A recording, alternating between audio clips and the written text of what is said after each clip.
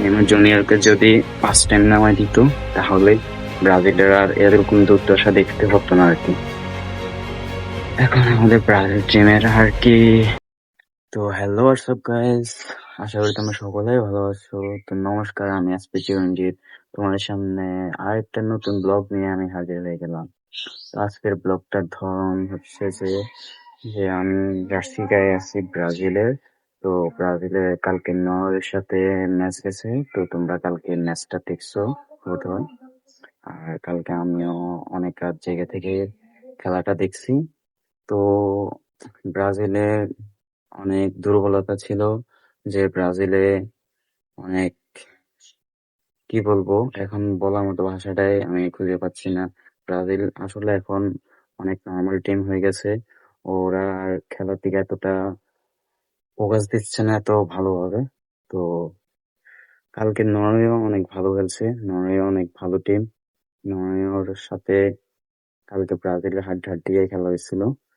তো এখন বলবা যে তোমরা, ব্রাজিলও তো একটা সুযোগ পাইছিল যে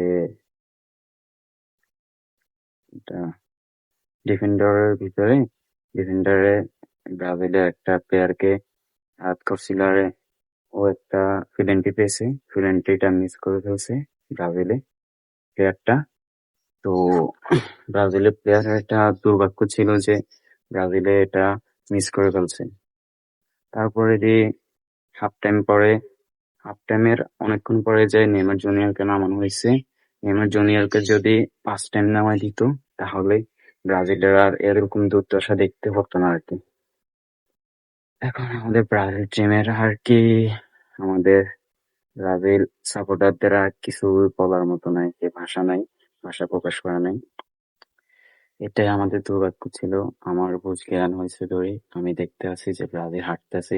তারপর নেইমার জুনিয়রকে দেখছি এবারে বিশ্বকাপে খেলার জন্য। একবার নামছিল জাপানের সাথে খেলা হয়েছে রে, আর কালকে একবার নামছে। এটাই দেখছি, এটাই শান্তি, এটাই শান্তি মিলছে আমাদের। আর কি বলবো, বলার মতো ভাষায় নেই। ব্রাজিল টিমতে এতটুকু যে যে হার মেনে যাবে, হেরে যাবে।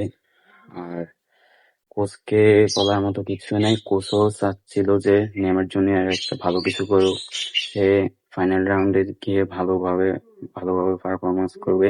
সেই কারণে ও নেইমারকে ইনজুরি হতে দিচ্ছে চাচ্ছিল না আর কি, এটাই। আর এবং শেষ মুহূর্তে তো ব্রাজিল টিম হেরে গেল। তো পরবর্তীতে আমরা ভালো কিছু করব। তো আজকে এই পর্যন্তই। তো আজকের ব্লগটা যদি ভালো লেগে থাকে তোমরা লাইক, কমেন্ট, শেয়ার, সাবস্ক্রাইব করে দিবে চ্যানেল নতুন হয়ে থাকলে। আর যারা চ্যানেলে সাবস্ক্রাইব করছো তাদেরকে অসংখ্য অসংখ্য ধন্যবাদ।